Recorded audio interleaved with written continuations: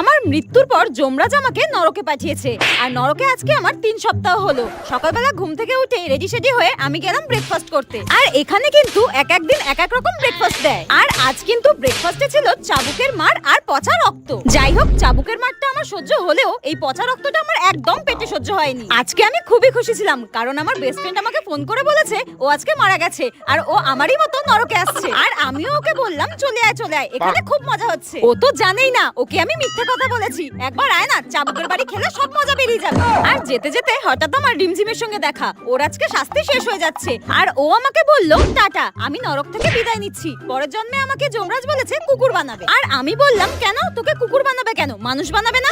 তখন রিমঝিম বলল না না, আমি আর মানুষ হতে চাই না, মানুষের জীবন অনেক কষ্টের, এর থেকে কুকুর হয়ে জন্মানোই ভালো। ঘুমাও, খাওয়া দাও আর পাহারা দাও, আমার তো খুব মজা হচ্ছে, টাটা। তারপর আমি দেখলাম যমরাজ আমার জন্য ফুটন্ত তেল রেখেছে আর আমাকে গরম তেলে ভাজা হলো।